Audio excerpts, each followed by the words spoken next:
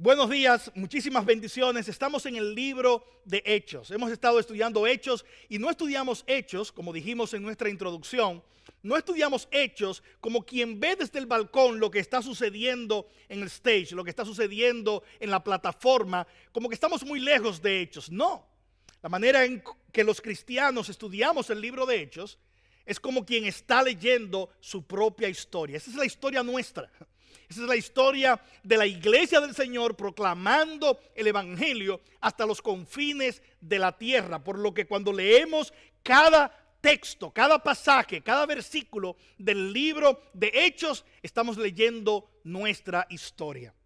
Y en el día de hoy tenemos frente a nosotros el pasaje de Hechos capítulo 5, versículos 12 hasta el 42. Y ese texto que acabamos de leer en este momento es un texto maravilloso porque responde una de las más grandes preguntas que cualquier ser humano puede responder. De hecho, estamos en el capítulo 5 y la semana pasada estudiamos el caso de Ananías y Zafira. Y el caso de Ananías y Zafira fue el intento de Satanás de corromper la iglesia con hipocresía en sus adentros, de forma tal que su mensaje perdiera efectividad mientras extendían el mensaje del evangelio hasta los confines de la tierra. Satanás fracasa porque la iglesia es la comunidad que Cristo ha formado para que modele el carácter de Dios. Y su Espíritu Santo fluye en la iglesia, no solo haciendo a su iglesia una comunidad generosa, sino una comunidad santa. No por ella misma, sino por el Espíritu de Dios que está en ella y por la obra de aquel que ha salvado a pecadores como tú y como yo. Sin embargo, hay una pregunta lógica, yo decía, y es: cuando tú ves casos como Ananías y Zafira, o cuando ves casos de hipocresía dentro de la iglesia, tiene que haber una pregunta que salga, y es esta: ¿cómo yo sé que soy un cristiano de verdad? ¿Cómo yo sé verdaderamente que yo soy un creyente? Y alguien puede decir: yo lo sé porque yo puse mi fe en Cristo, yo lo sé porque me he arrepentido de mis pecados. Pero la pregunta es más profunda que eso. La pregunta es: ¿cómo sabes que realmente tú has confiado en Cristo como tu Salvador? ¿Cómo sabes que realmente te has arrepentido de tus pecados? Este pasaje responde a esa pregunta. De hecho, la idea central de todo el pasaje es una respuesta a esa pregunta. La idea central es esta: Jesús es el Señor. Por lo que la vida cristiana es una vida caracterizada por la sumisión a Él. Jesús es el Señor, por lo que la vida cristiana es una de sumisión a Cristo. En otras palabras, la prueba irrefutable de que tu fe en Cristo es real y genuina es que Jesús no es solo tu Salvador, sino que Él es tu Señor, y que las decisiones de tu vida, tú completamente estás sometido a Él. De hecho, Romanos capítulo 12 dice que es la única respuesta lógica ante el señorío de Cristo. Ahora, este pasaje muestra tres maneras en las que esa sumisión a Cristo se expresa. Y la primera de todas ellas es una acción que el Espíritu demanda cuando leemos un pasaje como este, y es esta: responde racionalmente al bondadoso señorío de Jesús. Responde.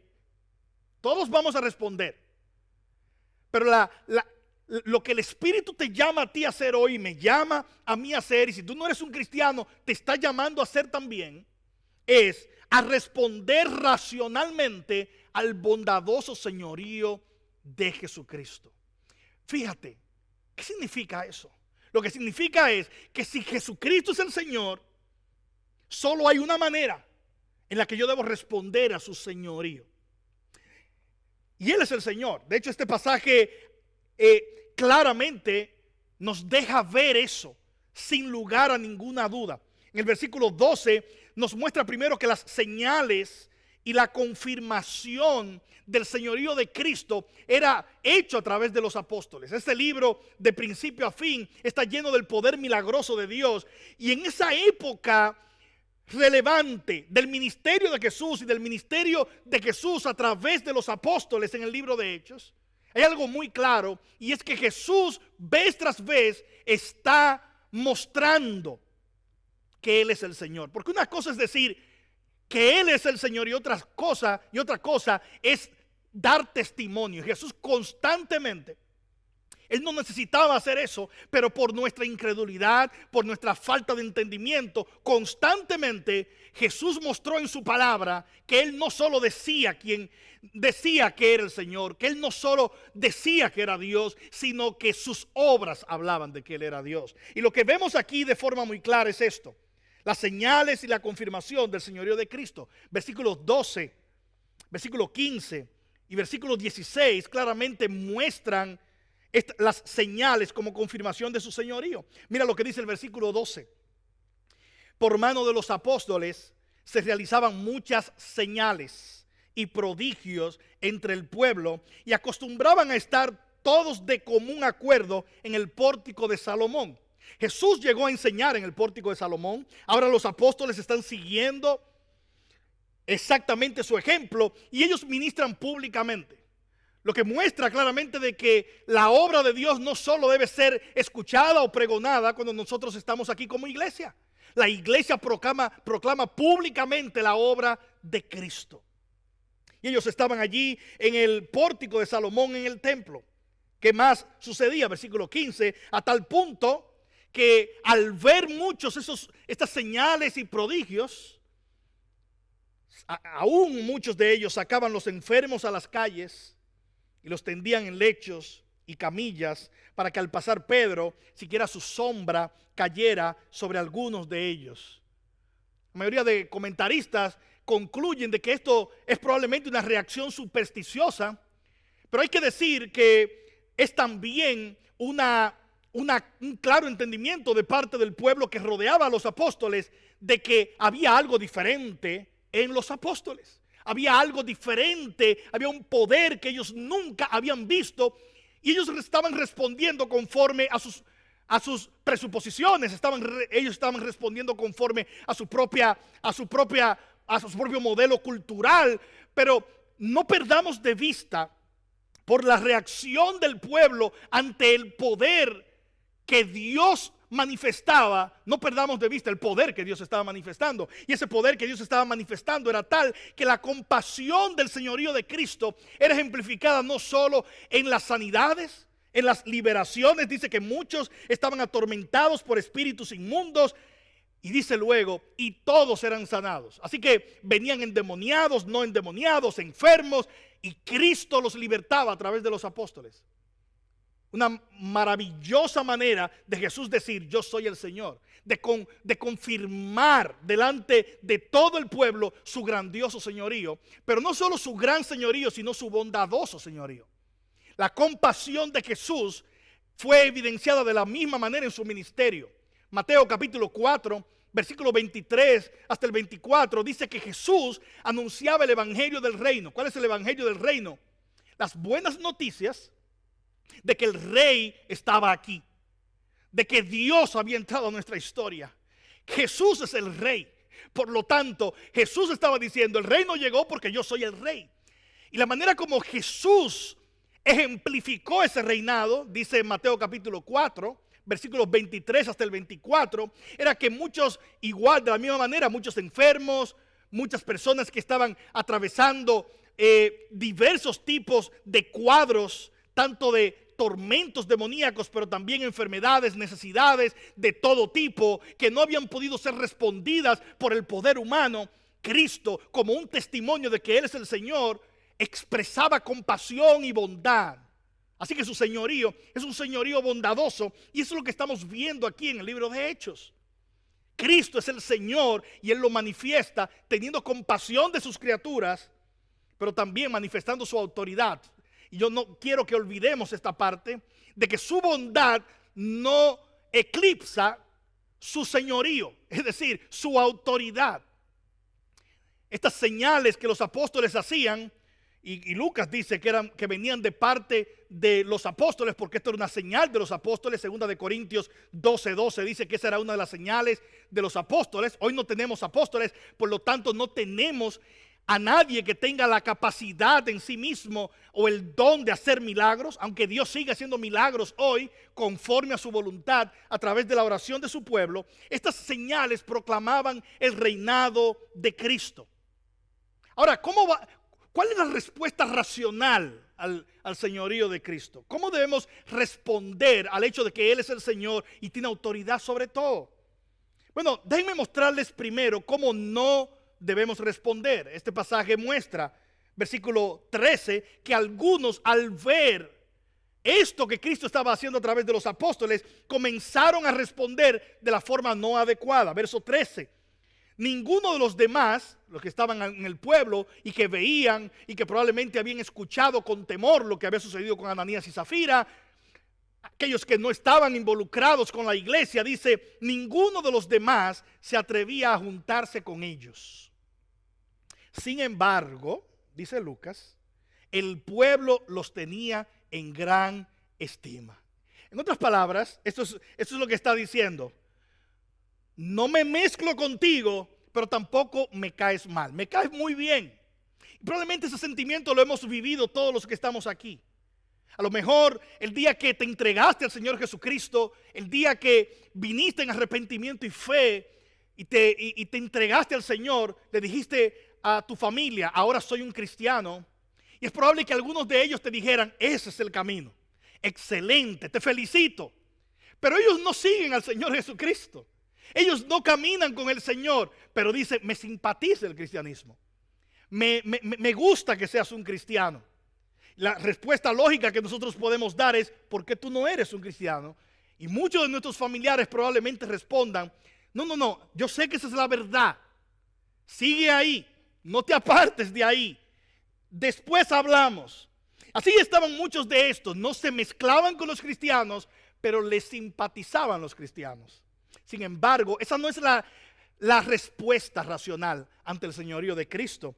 Simpatía con el rey no es suficiente. Gran estima, obviamente, es algo que puede ser provechoso, pero no trae vida eterna. Los reyes no demandan simple simpatía. Y Jesús no es simplemente un rey. Él es el Rey de Reyes y el Señor de los señores. Así que Cristo no está demandando la simpatía nuestra. Él está demandando nuestra sujeción a Él. Eso es lo que significa que Él es el Señor. La iglesia ha vivido momentos donde el mundo ha tenido simpatía. Este no es el momento que estamos viviendo hoy.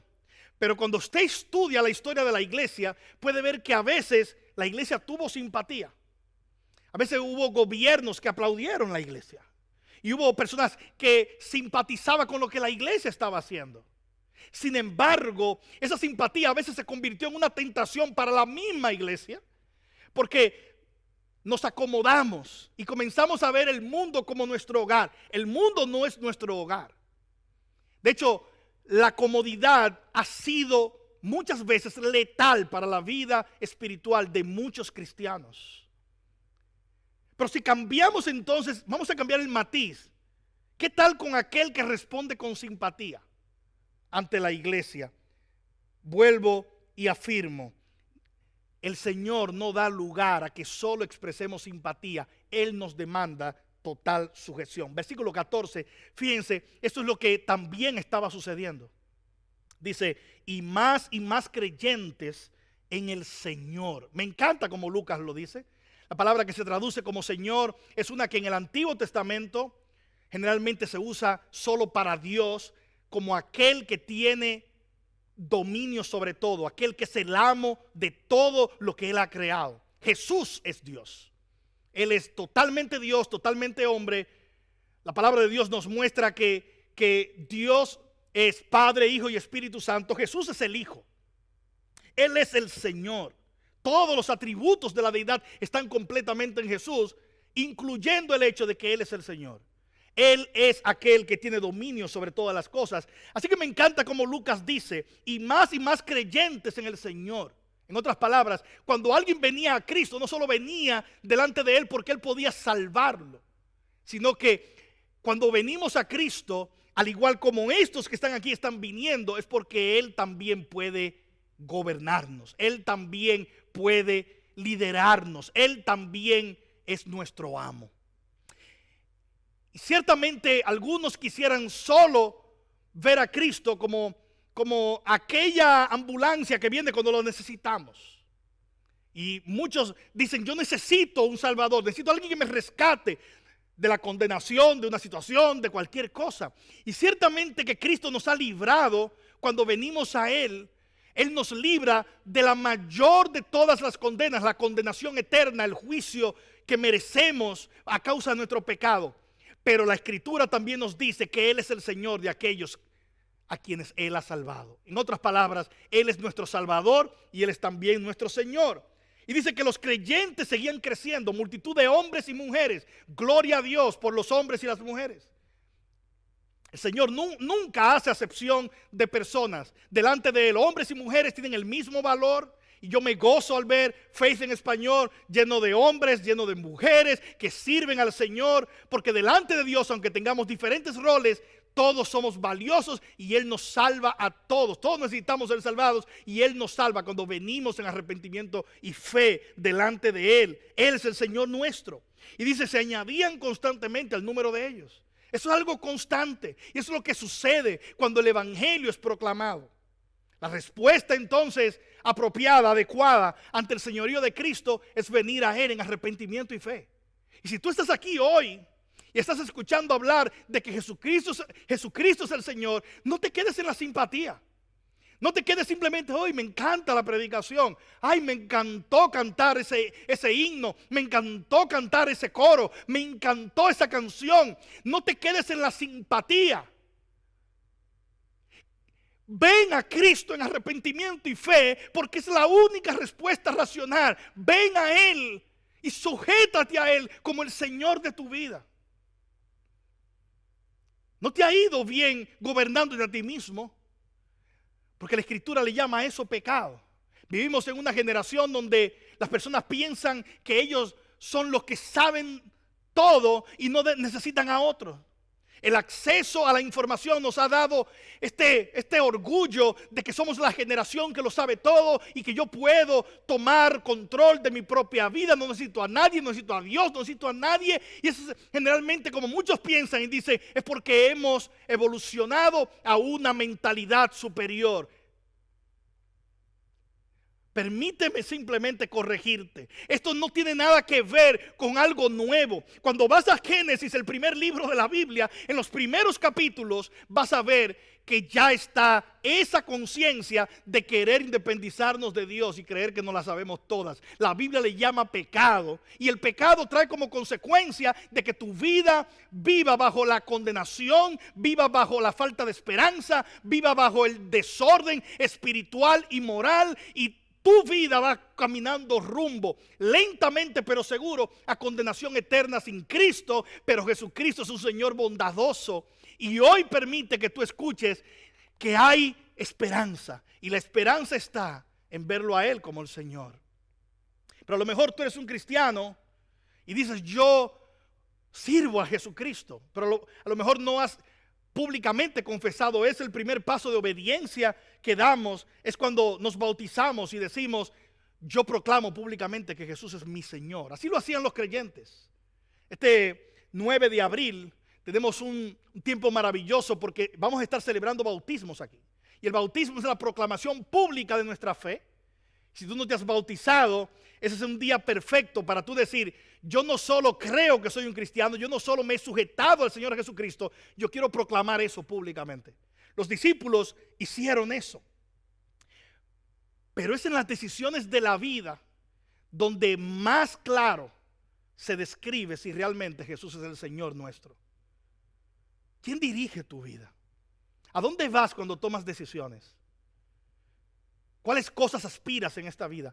¿Qué has colocado tú como la fuente de tu esperanza, de tu paz, de tu felicidad? Si la respuesta a cualquiera de estas preguntas es otra y no Jesucristo, tú estás sirviendo a un ídolo, estás sirviendo a un falso Dios. Y hoy el Señor Jesucristo te dice que Él es el Señor y que la respuesta racional a su señorío es venir a Él en arrepentimiento y fe. Ahora, yo he mencionado algunas categorías. He mencionado aquellos que se entregan al Señor Jesucristo y he mencionado aquellos que simpatizan con el cristianismo. Pero nosotros sabemos que hay un tercer grupo, y es el grupo que ni se convierte a Cristo ni simpatiza con el cristianismo. Son los que se oponen al señorío de Jesús. Y obviamente entonces la segunda expresión de nuestra sumisión a Cristo no es solo responder racionalmente ante su señorío, sino responder adecuadamente a los que se oponen a su señorío. Lo voy a repetir una vez más. Debemos responder adecuadamente a los que se oponen a su señorío. ¿Qué pasó con los apóstoles? Ellos están allí, varios milagros están aconteciendo, las vidas están viniendo a los pies de Cristo, la iglesia está creciendo en número, versículo 17. Pero, hay un pero levantándose el sumo sacerdote, aquí viene la oposición. ¿Quién era el sumo sacerdote? Era el principal líder religioso dentro del pueblo de Israel. El sumo sacerdote representaba todo lo que tenía que ver con el culto religioso en el pueblo de Israel. En otras palabras, representaba a Dios delante del pueblo. Así que algo aquí va a suceder. Aquí vamos a ver religión, pero sin Dios. Pero levantándose el sumo sacerdote y todos los que estaban con él, y Lucas nos hace una aclaración, nos dice, es decir, la secta de los saduceos. Habían 5 sectas dentro de los partidos religiosos judíos. Habían 5. Estaban los saduceos, estaban los fariseos, estaban los esenios, estaban los celotes y estaban los herodianos. Los saduceos eran los de clase social más alta y generalmente el sumo sacerdote salía de los saduceos. Así que aquí no es una coincidencia que los saduceos vengan con el sumo sacerdote. De hecho, no es un buen nombre para iniciar ninguna iglesia ni ningún grupo de nada.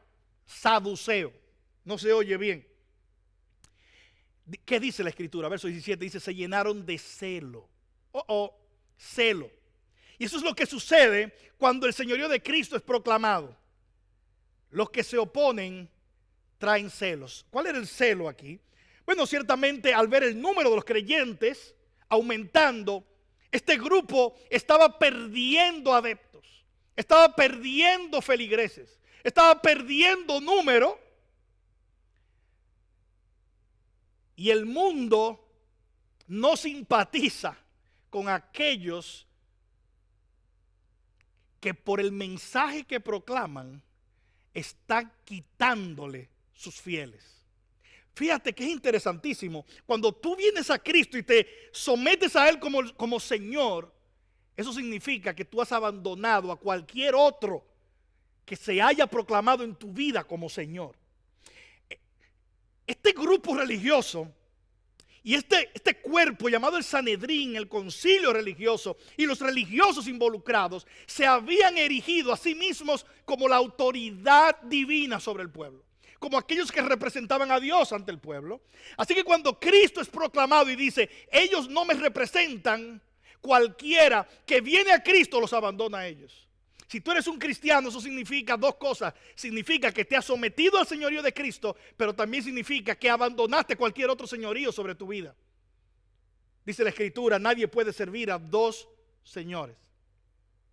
No puedes tener otro en tu vida que esté guiándote y tener a Cristo guiándote al mismo tiempo. Y cuando estos vieron que el número de creyentes está creciendo, significa que el de ellos está decreciendo, tuvieron celo. ¿Qué hicieron? Trataron de callar el mensaje que proclama el señorío de Cristo. Entonces toman a los apóstoles, ya lo vimos antes, que habían tomado a Pedro y a Juan y les habían echado mano a Pedro y Juan. Ahora ellos encarcelan a todos los apóstoles, incluyendo a Pedro y a Juan. Sin embargo, sucedió algo maravilloso. Los apóstoles son llevados a la cárcel pública para que esperaran un juicio delante del Sanedrín, del concilio.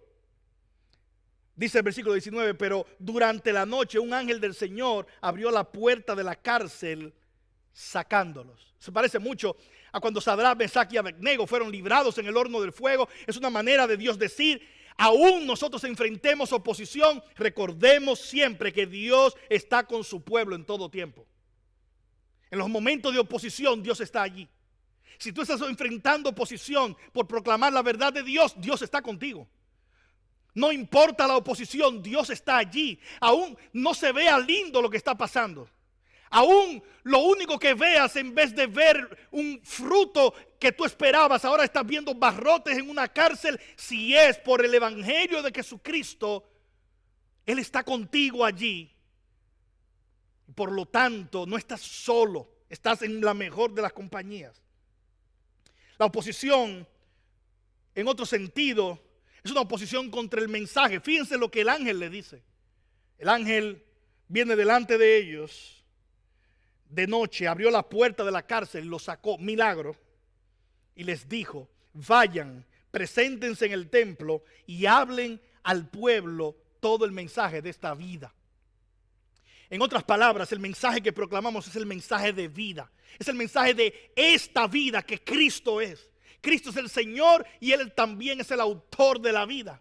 En otras palabras, quien no está en Cristo existe pero no vive, porque Cristo es la vida. Juan 14:6, Jesús dijo: yo soy el camino, la verdad y la vida. En otras palabras, cuando tú no estás en Cristo, no estás en la verdad, estás en la mentira. Cuando tú no estás en Cristo, no estás en el camino, estás confundido, estás perdido. Cuando no estás en Cristo, estás muerto, porque Cristo es la vida.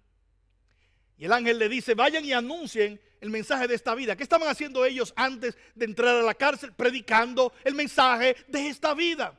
Pero también nos indica que la oposición es una rebelión del reino de la muerte. No lo personifiques.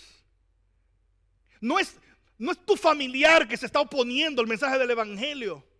Tu familiar es un instrumento, el opositor es un instrumento, pero detrás de cualquiera que se opone al nombre de Cristo, detrás de ese gobernante que se opone al nombre de Cristo, detrás de esa persona que se opone al nombre de Cristo, detrás de ese familiar que se opone al nombre de Cristo, hay un reino, es el reino de la muerte, el único reino que quiere impedir que el mensaje de esta vida sea proclamado.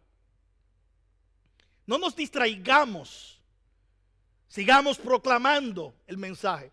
Y es lo que el ángel le está diciendo. Versículo 21. Habiendo oído esto, al amanecer entraron al templo y enseñaban. Siguen sometiéndose en todo tiempo. Sumisión al señorío de Cristo. Eso fue lo que el Señor les mandó a decir con el ángel. Así que ellos siguen haciendo eso, porque la vida cristiana es caracterizada por la sumisión al señorío de Cristo. Es atender a lo que Cristo dice. Así que cuando llegó el sumo sacerdote, ¿dónde están los que están en la cárcel pública para el juicio? Tráiganlo. Él los manda a buscar. Versículos siguientes, versículos 22, 23 y 24, nos muestra que cuando los fueron a buscar, ellos no estaban. Hay un problema para hacer un juicio cuando los acusados no están. Pero el Señor les tenía esa sorpresa. Así que los guardias están allí. Los barrotes están allí, la seguridad está allí, pero los presos no están porque el Señor ha hecho un milagro para que ellos sigan haciendo ¿qué? Versículo 24, ¿dónde están?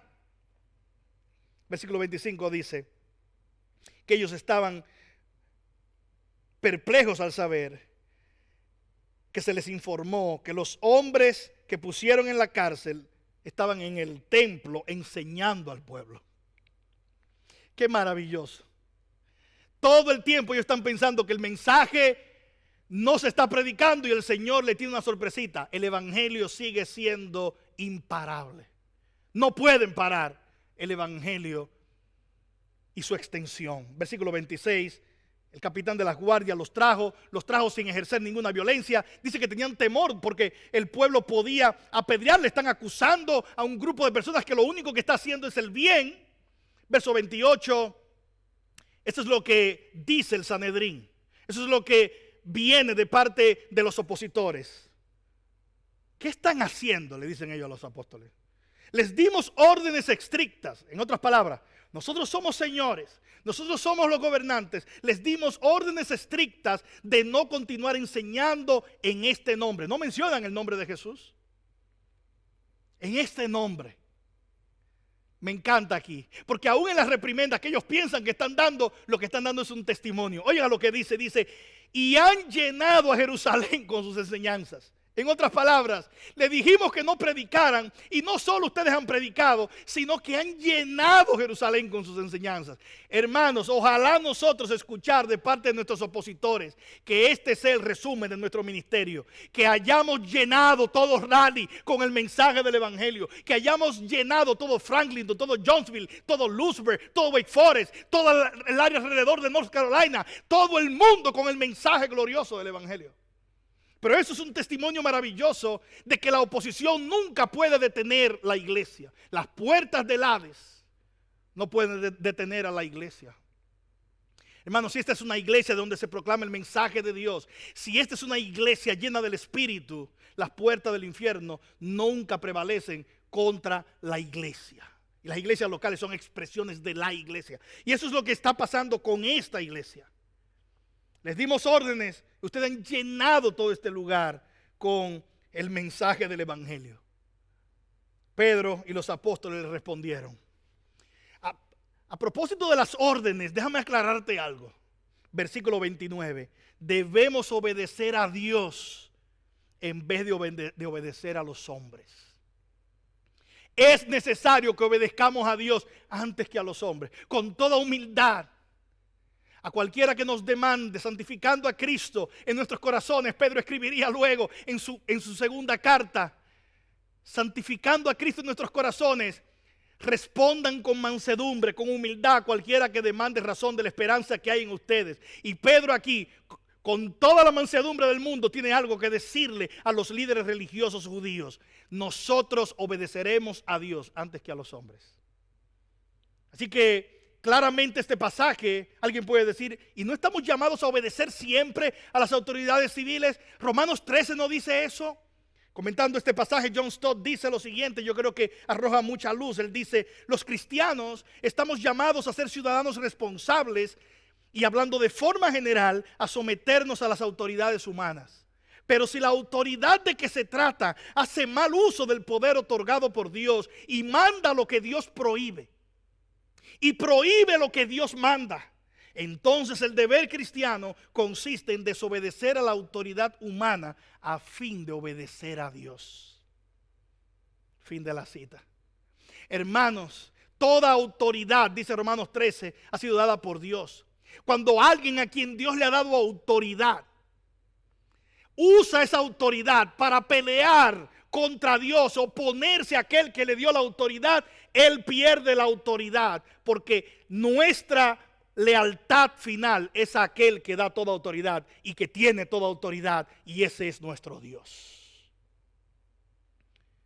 En todo lo demás, el creyente es ejemplo de sujeción, pero cuando la sujeción a las autoridades civiles, políticas, gubernamentales, le demanda a él ser infiel a aquel que es el rey sobre todas las cosas, el creyente no tiene otra opción que mirar a su Señor y decir, es necesario obedecerte a ti, Señor Jesús, antes que a cualquiera.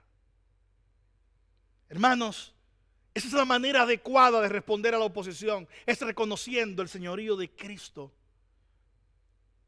Versículo 30. El Dios de nuestros padres, dice Pedro, resucitó a Jesús, a quienes ustedes mataron y colgaron en una cruz. Otra vez, lo ha repetido vez tras vez. Desde el día de Pentecostés, cuando se levantó también en el otro juicio que quisieron hacerle, Pedro vuelve y le dice, ustedes mataron al autor de la vida. Ustedes mataron a aquel que resucita de entre los muertos. Es una maravillosa manera de decir, al que ustedes mataron es el dueño de la vida, por lo tanto Él está vivo hoy. Pero también Él es Señor sobre ustedes. Y ustedes tendrán que dar cuenta delante de Él. No solo ellos, todo ser humano. Pero también este pasaje es maravilloso porque me encanta como Lucas lo narra. ¿Recuerdan a los saduceos? Uno de los 5 partidos políticos. sus doctrinas negaban dos elementos fundamentales y eso diferenciaba a los saduceos de los fariseos. Los saduceos no creían ni en ángeles ni en resurrección. Y en este pasaje tenemos a Dios utilizando un ángel y a Pedro predicando la resurrección. La teología completa de los saduceos estaba equivocada. Así que aquí tenemos un grupo que dice representar a Dios y ni siquiera entiende lo que Dios es. Ni siquiera entiende los caminos de Dios. Hermanos, ¿cuántas personas pueden, bajo el manto de la religión, perder de vista a Dios? Nunca te abraces a la religión, abrázate a Cristo. Abrázate al Señor Jesús. Él es el Señor. Él es el Señor. ¿Cómo termina este pasaje? Pedro proclama el señorío de Cristo diciendo: ese que ustedes mataron, Dios le exaltó a su diestra como príncipe y salvador. Esa palabra príncipe se utiliza solo 4 veces en el Nuevo Testamento. Se traduce aquí como príncipe. En el capítulo 3, versículo 15 de Hechos, se traduce como el autor, cuando Pedro dice que Jesús es el autor de la vida. En hebreo se traduce como el capitán que nos guía, como el autor y consumador de la fe. Algunos la han traducido como Jesucristo es el héroe de los héroes. Otra acepción, Él es el campeón. En otras palabras, lo que Pedro está diciendo es: nosotros le servimos al campeón, al que ha vencido, no a los vencidos, no a los que se oponen a Él, a su señorío. Hermanos, solo hay en las Escrituras un pueblo llamado vencedor, y es el pueblo que está con el campeón, y el campeón es Jesucristo. Y claramente a Él nos sujetamos. Policarpo, uno de los padres de la iglesia, discípulo de Juan y pastor en Esmirna, a la edad de 86 años de haber estado en el ministerio, 86 años ya tenía, estaba en el ministerio, estaba sirviendo en el ministerio, fue llamado para ser sentenciado solo por predicar la palabra de Dios, solo por ser fiel al señorío de Cristo. Sus mensajes eran una clara oposición a aquellos que se oponían al mensaje de Cristo. Así que él es llamado. ¿Cómo iba a responder? ¿Iba a responder adecuadamente a los que se oponen al señorío de Cristo? La petición de ellos fue la siguiente: niega a Jesucristo. Niega a Jesucristo y seguirás con vida. La respuesta de Policarpo quedó grabada para los anales de la historia. Policarpo, mirando a sus detractores, mirando a los opositores, respondió de la manera adecuada que un hombre de Dios puede responder cuando vienen aquellos que se oponen al señorío de Cristo. Policarpo respondió: 86 años le he servido y nunca me ha hecho ningún mal. ¿Cómo puedo yo negar a mi Señor y a mi Salvador? Con gozo entregó su vida por su Señor y Salvador, porque él sabía que aún la decisión de ellos para poner fin a su vida terrenal no escapaba al señorío de Cristo, pero mucho menos le robaba su vida eterna donde está hoy con su Salvador.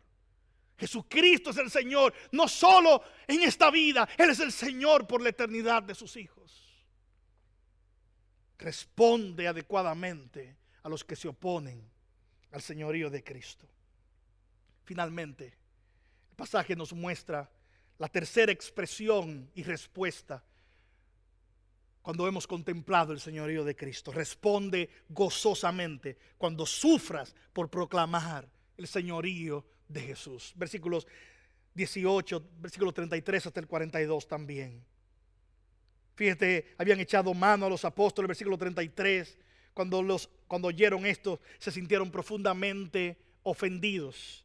Y al sentirse profundamente ofendidos, querían matarlos. Dice: pero cierto fariseo llamado Gamaliel, y Gamaliel era fariseo, no era saduceo. Así que Gamaliel era de un partido diferente al de los saduceos, y Gamaliel viene con una respuesta. Ahora, la respuesta de Gamaliel es tonta en muchas maneras. Sin embargo, Dios utilizó aún la tontería de Gamaliel para librar a su pueblo. Gamaliel responde y le dice: déjenlos vivir. Esa es la respuesta que dice, déjenlos vivir. Ellos querían matar a los apóstoles. Gamaliel dice: si son de Dios, nadie los va a parar. Y si no son de Dios, si no son del Señor, se van a acabar. Ya hemos tenido 2 políticos que se han levantado y se han rebelado. Va a pasar lo mismo con ellos. La respuesta de Gamaliel es tonta. Número 1, confunde a Jesús con un político revolucionario normal, como un rebelde político. Gamaliel no entiende. Gamaliel, segundo, piensa que el éxito terrenal es símbolo de que Dios está contigo, lo cual también es falso. Hay múltiples instituciones hoy diabólicas que pueden multiplicarse y aparentemente nadie las detiene, pero no son de Dios.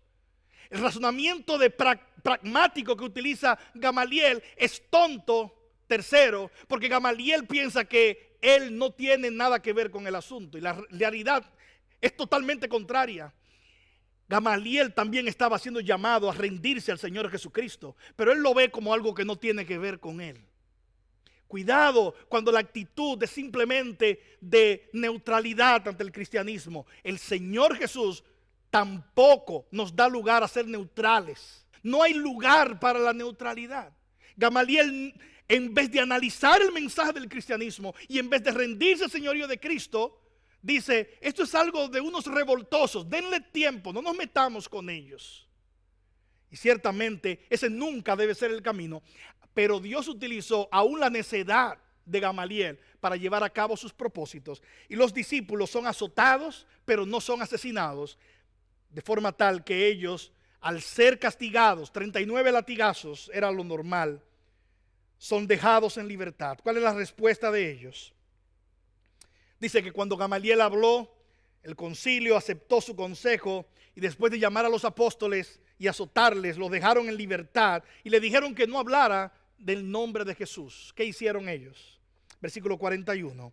Los apóstoles pues salieron de la presencia del concilio regocijándose. Oiga esto, regocijándose de que hubieran sido considerados dignos de sufrir afrenta por su nombre.